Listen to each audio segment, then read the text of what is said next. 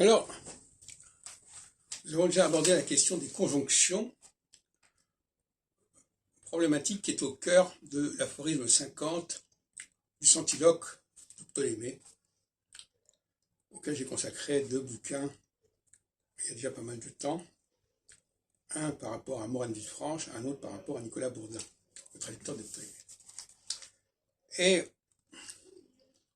c'est la grande question de savoir qu'est-ce que c'est qu'une conjonction en astrologie.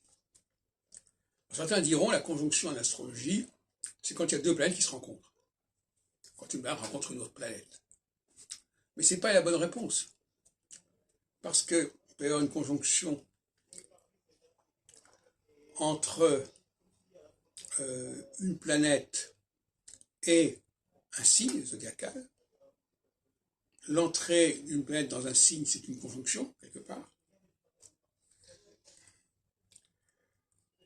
Et la notion de planète dans rapport au zodiaque, c'est bien un problème de conjonction. Alors, il y a les axes équinoxiaux et les axes solsticiaux, déjà, qui sont les conjonctions par excellence. Donc la conjonction, pour moi, c'est la rencontre d'une planète avec l'axe équinoxial et l'axe solsticial. C'est ce que j'ai exposé déjà en 76, il y a bientôt 50 ans, pour l'astrologie. Et non pas la conjonction entre 2 planètes. Voilà le grand débat qui existe à ce sujet. Et il y a aussi la conjonction avec les étoiles, dont j'ai parlé aussi il y a déjà pas mal d'années.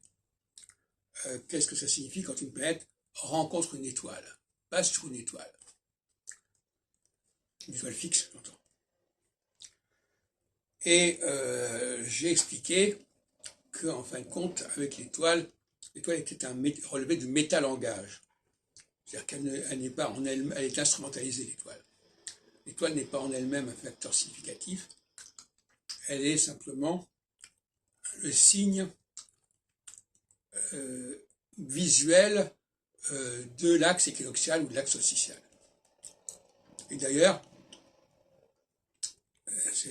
ça fait 4 étoiles et non pas une seule étoile, parce qu'il faut une étoile pour l'axe pour le printemps, une étoile pour l'automne, une étoile pour l'été, une étoile pour l'hiver. Mais ce sont des étoiles qui vont changer, qui vont se succéder, parce qu'il y a la précession des équinoxes, qui sont, comme son indique, veut dire que les équinoxes, mais aussi les solstices, forcément, bougent, et donc on va mettre d'autres étoiles pour visualiser ces axes. Parce que le grand problème du zodiaque, c'est qu'il n'est pas visualisable. Il est visualisable avec les constellations, mais les constellations elles-mêmes sont vouées à la précession des équinoxes. Donc on n'en sort pas.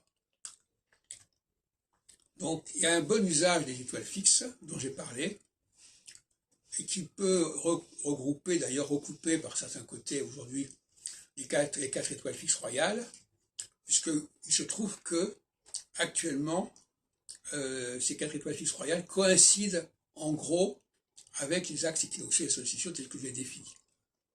C'est-à-dire que le passage de Saturne sur l'axe Poisson-Vierge correspond au passage de Saturne sur l'axe Faux-Malo-Régulus, par exemple.